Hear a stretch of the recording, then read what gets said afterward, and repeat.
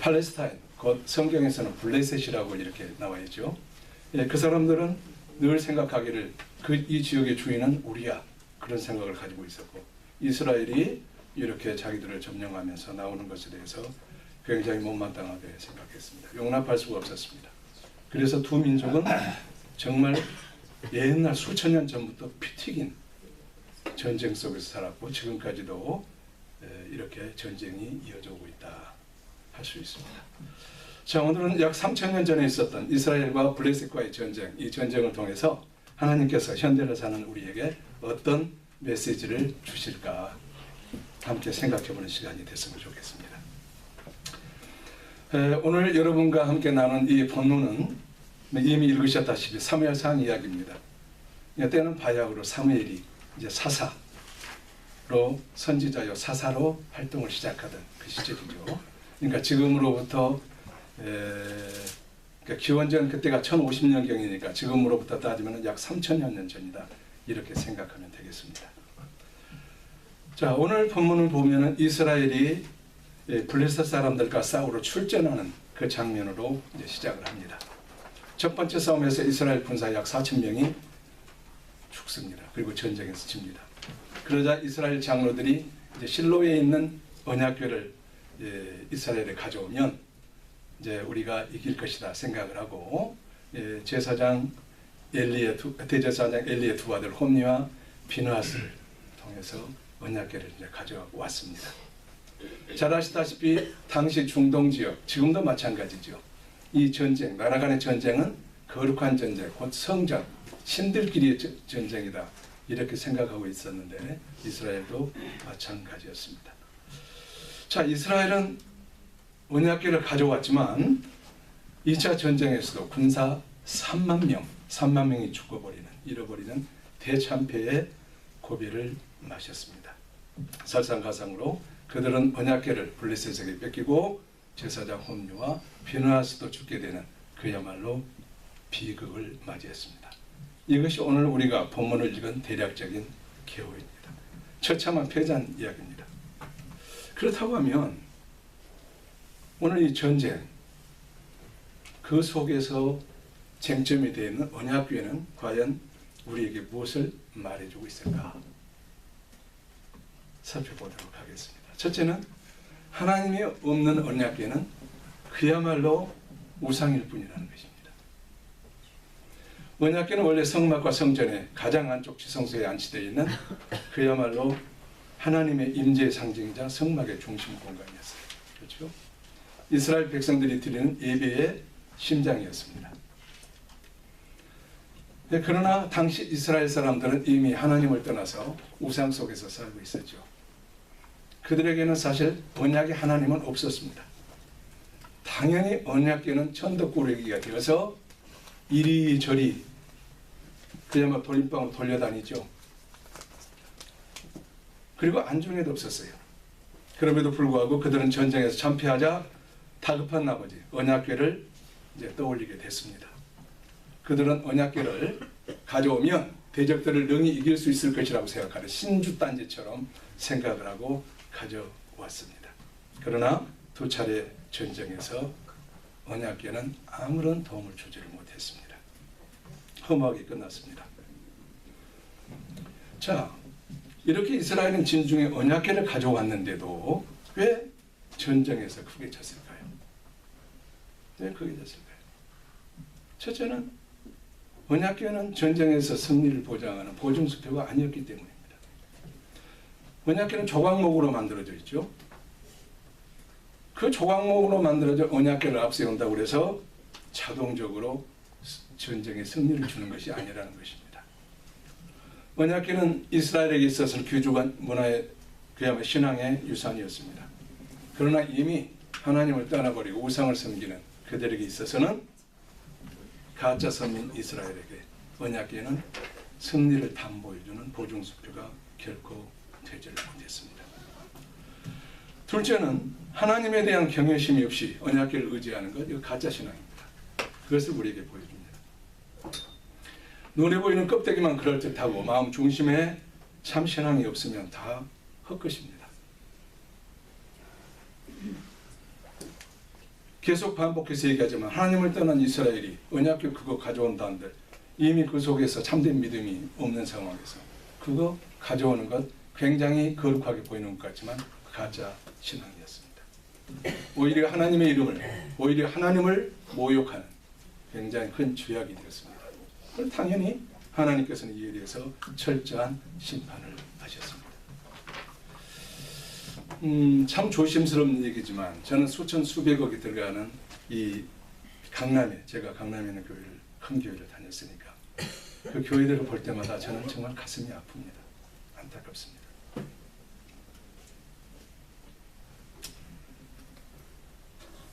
사실 내구성도 없잖아요. 우리나라 콘크리트 건물은 그래야 100년이죠. 그럼 다 허물어야 될 것입니다. 돌조가리로 된 것이 아니기 때문에 나중에 관광 명소로도 쓸 수가 없는 것이죠.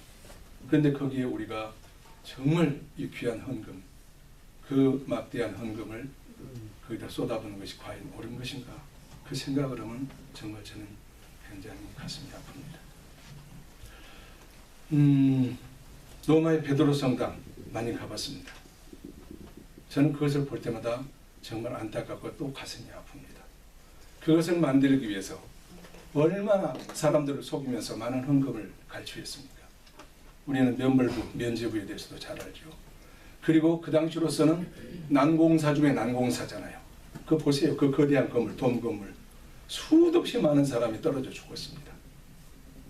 과연 이런 것에 하나님이 기뻐하실까? 저는 하나님이 없는, 진정한 의미가 없는 껍질과 이런 형식은 진짜가 아니라고 봅니다. 그것은 예수님의 신앙과는 아무런 관련이 없다. 정말 가톨릭 신자들에게는 미안하고 그렇지만 그것은 그 건물 자체는 아무런 신앙과는 관계가 없다. 이렇게 생각을 합니다. 자, 그렇다고 해서 뭐 큰 건물 그 자체가 의미 없다는 것은 아닙니다. 저 개인적으로 그런 생각이 들어간다는 얘기입니다. 자, 셋째로는 오직 하나님만이 참된 구원자이시기 때문에 하나님이 아닌 것을 의지하는 모든 것이 우상이라는 것이에요. 평소에 진실하게 하나님을 경외하면서 삶으로 살지를 못하는, 그러면서 그 이스라엘 백성들이 급할 때 부족으로 가지고 온 그 언약궤, 그것은 단지 우상에 불과했습니다. 하나님의 언약궤, 그토록 귀한 하나님의 언약궤가 우상이 되어버린 것이죠. 참으로 끔찍한 일입니다. 사실 우리 주변을 둘러보십시다. 이 창세기 3장 6절에서 얘기하는 것처럼 우리 주변을 둘러보면 먹음직하고 보암직하고 정말 탕스럽기까지 한 온갖 우상들이 우리 주변에 득실거립니다. 그런 우리는 세속화의 시대에 살고 있습니다.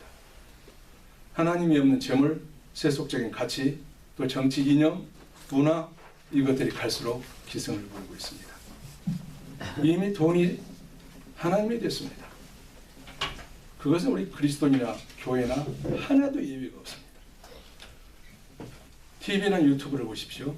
방송 매체들을 보십시오. 틀게만 하면은 쾌락과 그냥 편안한 삶, 안일함과 또 자신을 절대시하는, 네 뜻대로 살아, 자신을 절대시하는 이 모렴치, 그리고 도덕을 조롱하는 그런 문화가 판을 치고 있습니다. 다 모두 하나님이 없는 우상일 따름입니다. 그런데 그것을 교회에도 또 우리 그리스도인들도 크게 차별 없이 똑같이 따르고 있다는 것입니다. 하나님이 없는 언약궤는 단지 우상일 뿐입니다. 두 번째로, 그러므로 우리는 언약궤짝, 조각물로 만들어진 언약궤짝이 아니라 언약궤의 본질을 보아야만 할 것입니다. 사무엘상 16장 7절은 이렇게 얘기합니다. 내가 보는 것은 사람과 같지 아니하니 사람은 외모를 보거니와 나 여호와는 중심을 보느니라. 잘 아시죠? 다윗을 기름 부을 때 하나님께서 하신 말씀입니다. 사람은 외모를 보지만 하나님 우리의 마음의 중심, 곧 영혼을 보십니다. 하나님이 보시는 것은 신앙의 어떤 외형, 형식, 그게 아니고 내용과 본질입니다. 자, 언약궤 안에는 뭐가 있습니까? 두 돌판이 있었습니다. 이 두 돌판은 출애굽기 24장 12절에서 보듯이 하나님께서 친히 말씀을 기록한 돌판이었습니다. 자, 성경은 1500년에 걸쳐서 약 40명의 사람을 통해서 기록되었습니다. 모두 성령에 감동되어진 그런 분들에 의해서 쓰여졌습니다. 그런데 성경 전체를 통틀어서 사람이 아니라 하나님께서 직접 쓰신 것이 있습니다. 그것이 바로 언약궤 안에 들어있는 이 두 돌판입니다. 그렇기 때문에 이 언약궤라고 하는 것의 본질, 가장 중요한 핵심은 그 안에 들어있는 돌판이라고 할 수가 있습니다. 그러므로 우리는 언약궤 외양이 아니라 그 안에 들어있던 두 돌판에 눈을 돌려야 할 것입니다. 자, 그런데 그 두 돌판이 뭐길래 그렇게 이렇게 우리가 눈을 돌려야 되고 중요하게 생각을 해야 됩니까? 그냥 돌판도 조각목이나 똑같은 물건인데, 그것은 출애굽기 34장 28절에 있는 대로 십계명이 기록되어 있기 때문에 그렇습니다. 흔히 사람들은 십계명이 구약 시대에 나온 것이기 때문에 큰 의미가 없다 현대에도 아니요, 하나님이 직접 쓰신 글이라는 것이죠. 그렇기 때문에 지금 우리에게도 똑같이 중요합니다. 자, 십계명에 대해서 제가 얘기하려고 하면은 여기 30분 설교 과정은 턱도 없습니다. 얘기할 수가 없어요. 그거 가지고 십계명 하나만 가지고도 일주일 10일을 얘기할 수 있는 것이에요. 그래서 간단하게만 짚고 넘어가겠습니다. 첫째, 십계명이 뭡니까? 하나님이 택하신 백성들의 나라인 이스라엘과 밀접한 관련이 있어요. 그 이스라엘에 또 출애굽과 관련이 있는 것이죠. 자, 출애굽은 우리가 죄와 사망에 빠져 있을 때 하나님께서 손수 사람으로 내려오셔서 우리의 죄값을 지시고 십자가에 못 박혀 돌아가심으로 우리의 구원의 은혜를 받은 것, 그것을 미리서 예표로 보여주신 성경에서도 대표적인 기적적인 사건이었습니다. 그런데 하나님께서는 노예 상태에 있는 이스라엘 백성들을 애국으로부터 탈출시키시면서 바로 약 50일째, 그러니까 2달이 채 되지 않아서 이들에게 선물로 십계명을 주셨어요. 뭐가 그렇게 급하셔서 2달도 안 돼서 이 신의 산에서 이것을 선물로 주셨을까요? 그 얘기는 그만큼 중요하다는 얘기죠. 그만큼 우리 십계명은 우리의 구원과 관련 있을 뿐만 아니고 그만큼 하나님께서 급하게 이스라엘 백성들에게 주고 싶으셨던 중요한 말씀이다 하는 것을 1차적으로 알 수 있습니다. 자, 둘째, 그렇다면은 도대체 십계명에는 어떤 내용이 들어있길래 하나님께서 그토록 다급하게 직접 써서 내려주셨을까요? 이건 우리가 다 알다시피, 여러분들 다 알다시피 10개의 계명으로 되어 있습니다. 십계명. 첫째는 다 아시지만 한번 봅시다. 너는 나 외에 다른 신들을 내게 두지 말라. 둘째는 너를 위하여 새긴 우상을 만들지 말라. 셋째, 너는 내 하나님 여호와의 이름을 망령되이 부르지 말라. 넷째는 안식일을 기억하여 거룩하게 지키라. 다섯째는 네 부모를 공경하라. 여섯째는 살인하지 말라. 일곱째는 간음하지 말라. 여덟째는 도덕질하지 말라. 아홉째는 내 이웃에 대해서 거짓 증거하지 말라. 열째는 내 이웃의 집을 탐하지 말라. 다 아는 내용입니다. 잘 아시다시피 1절부터 4절까지는 하나님을 사랑하라는 얘기, 하나님을 공경하라는 얘기, 그 얘기고, 그 다음에 5절부터 5계명부터 10계명까지는 사랑, 곧 이웃에 대한 사랑을 얘기를 했습니다. 자, 유대인들은 모세오경을 기반으로 613개의 계명을 만들었어요. 그리고 그 이상의 전통과 또 관습들을 만들어냈어요. 어느 날 바리새파에 속한 율법사 한 사람이 예수님을 시험하려고 이제 말을 건네죠. 질문을 하죠. 마태복음 22장 36절에 나오는 거죠. 선생님이요, 율법 중에서 어느 계명이 가장 크고 큽니까? 라고 질문을 하죠.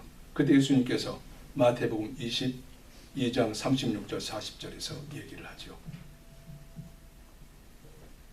요약하면 하나님 사랑하는 것, 이웃 사랑하는 것, 이 두 계명이 온 성경의 핵심이고 본뜻이다.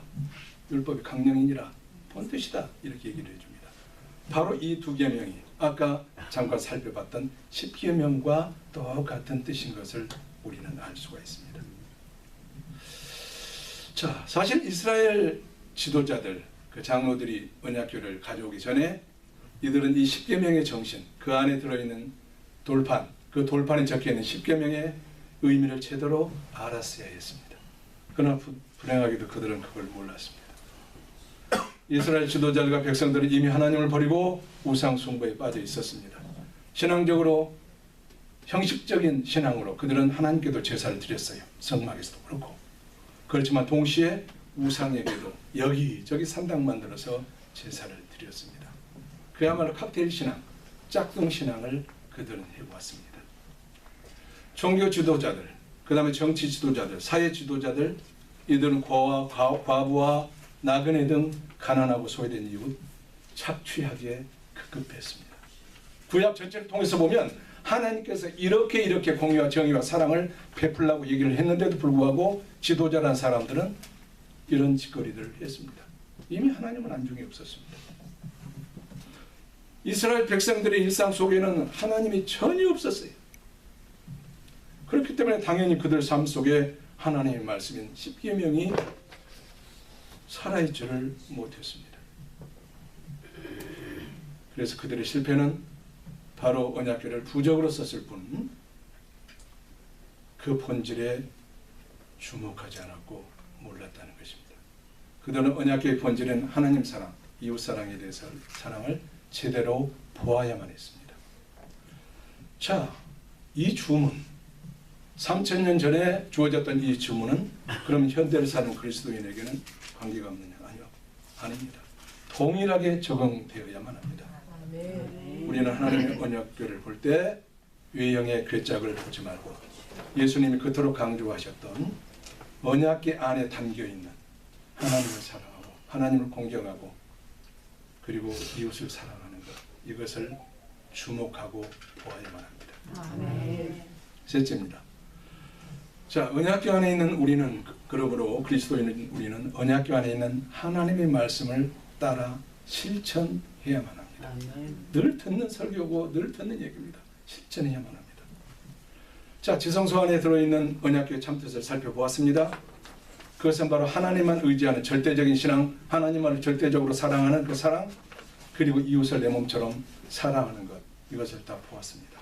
그리고 오늘 성경 말씀이 아니라도 우리는 다 이것을 너무나도 잘 알고 있습니다. 근데 문제는 실천하지 않는다는 것이죠. 우리는 이것을 아는 것으로 그치지 말고 실생활에서 실천하면서 살아야 될 거룩한 특권, 그리고 거룩한 우리는 책임을 가지고 있습니다. 로마서 12장 1절 너무나도 잘 아실 거예요. 거기에서 바울이 권면했던 것처럼 우리 일상의 삶 속에서 우리의 몸을 하나님이 기뻐하시는 거룩한 산제물로 드리는 정말 영적 예배 삶을 사는 것, 이것이야말로 언약궤 신앙을 실천하는 것이라고 봅니다. 네, 사랑하는 여러분, 참 여기 신앙생활을 참 오래 해오신 분들이 목사님, 장로님 다 여러분들, 저는 고작 대학교 3학년 때 예수를 믿은 이제 40한 5, 6년밖에 안 된 초보 저는 신자입니다. 감히 말씀드리는 것이 참 여기서 그렇게 말씀드리는 것이 거시기 합니다. 네. 그러나 우리는 신의 산에서 모세가 마주했다. 하나님을 진실한 마음으로 찾고 하나님께 마음과 눈을 고정하는 것. 이것은 초신자나 정말 오래된 신앙을 하시는 분이나 늘 매일매일 우리가 다짐해야 될 거라고 생각을 합니다. 오직 하나님께만 눈과 마음을 고정해야 할 것입니다. 아멘. 입술로만 하나님을 찾는 것? No, 아닙니다. 하나님과의 인격적인 관계를 갖는 것. 매일매일 하나님과 인격적인 관계를 갖는 것. 그것이 중요합니다. 허탄한 세상에 온갖 우상을 우리가 버리고 정말로 하나님만 의지하는 신앙. 정말로. 하나님만을 유일하게 우리가 믿는 유일신앙으로 우리는 매일매일 돌아와야만 합니다. 그리고 내 배를 채우는 것.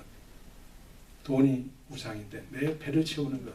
거기다만 급급하지 말고 이웃의 배고픔을 크든 작든 이것을 실천해야만 하죠. 이것이 아니면 믿음이 아니죠. 야고보의 말처럼 행함이 없는 믿음은 믿음이 아닙니다.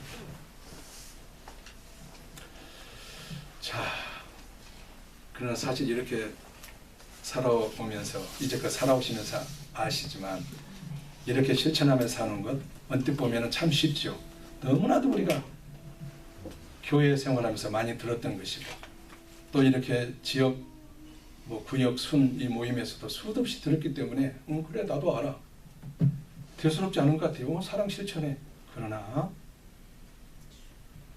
이건 다짐처럼 그렇게 쉽지가 않습니다. 왜냐? 우리가 죄성 때문입니다. 우리가 다 악하기 때문이죠. 그것은 오랜 교회 생활, 열심히 있는 새벽에 무지하게 열심히 기도를 하고 그렇게 한다고 해서 되는 것이 아니죠. 그 속에 기복적인 종교심이 있다고 한다면 절대로 될 수 없는 것이 평범하게 사랑을 나누는 것이라고 봅니다. 오직 하나님의 말씀 안에서만 이것은 이룰 수가 있습니다.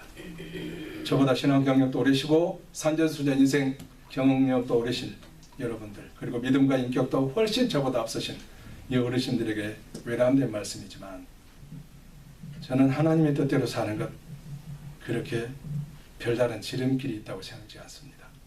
매일 우리가 성경 말씀을 읽고, 매일입니다. 매일 성경 말씀을 읽고 묵상하고 또 이 묵상을 통해서 마음에 감동을 주시는 하나님의 그 말씀을 크든 작든 즉시 순종하고 실천하는 것, 이것이 바로 가장 중요하다고 봅니다. 그리고 이것이야말로 오늘 언약궤 본문이 주는 마지막 메시지라 이렇게 생각을 합니다. 마무리하겠습니다. 우리는 늘 바쁘게 살아갑니다. 직장에 다니는 사람이든 또 은퇴해서 직장에 나가지 않으신 분이든 어떻든 우리는 모든 현장에서 굉장히 바쁘게 살아갑니다. 제 아내만 봐도 왜 이렇게 바쁜지 모르겠어요. 이 동문 모임, 이 모임, 이 교회, 권사 모임, 뭔 모임 막 차이 많아요.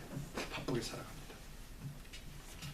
그러나 우리 일상적인 삶 속에서 인격적인 하나님의 살아계시지 않는다고 한다면, 제가 다시금 말씀드리지만 중언부언하는 것 같지만 정말 일상적인 삶 속에서 우리가 하나님과 인격적으로 이렇게 교제하지 않고 산다면, 그리고 하나님의 뜻대로 그걸 깨우치는 것만이 아니라 하나님의 뜻대로 우리가 걸어가지 않고 있다면 그 모든 것은 다 우상 숭배에 지나지 않습니다. 설사 하나님의 언약궤가 있고 내 옆에 있고 또 예수 그리스도의 십자가 성상을 내 곁에 둔다 하더라도 또 많은 다른 거룩한 무슨 것을 앞에 갖다 놓는다 하더라도 참된 마음으로 주님을 모시고 주님의 뜻대로 살지를 않는다고 한다면 그것은 허망한 장식품이요 우상이다. 자, 우리는 하나님이 없는 형식적인 언약궤 우상 이제 버려야 합니다. 수도 없이 많습니다.